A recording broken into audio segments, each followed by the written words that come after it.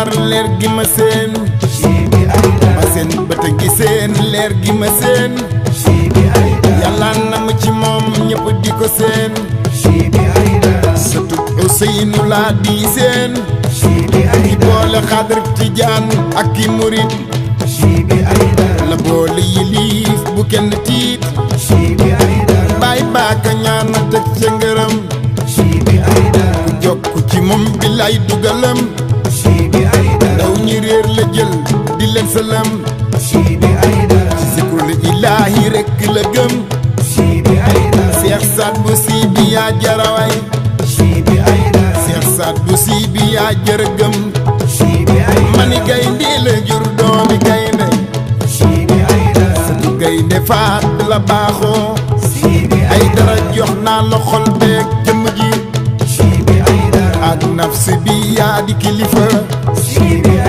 taxulaa wa taxul wasila taamu naa la yaa ma doy wasila ay dara yàllal mbalaanu xadar bi tari bi zikar boleg di jaamu rabbi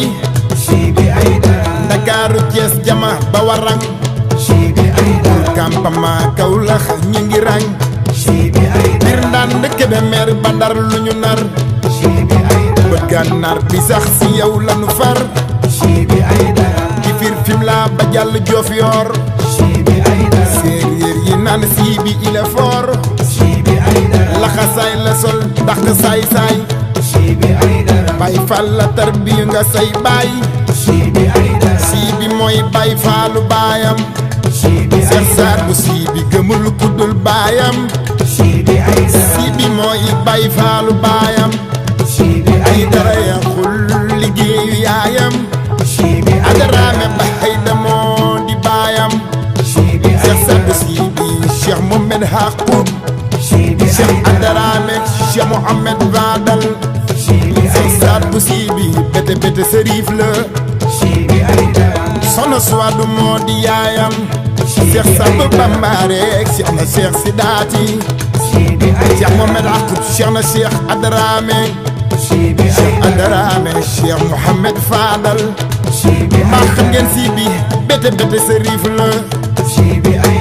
bi mi bete bete sërif la su fan wi guddee mu doon guy ñaari doomi Cheikh Mohamed Fadal la ko jur yéen taalibe yi ku ngeen bëgg yéen ku ngeen gëm aslamtu nafsi yaa ma ci doy Seex Saad bu ay dara sërif nga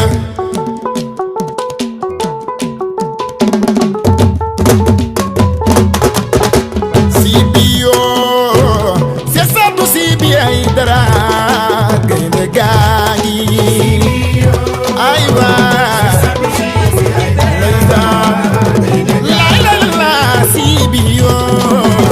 Seex Saad bu sii bi ay dara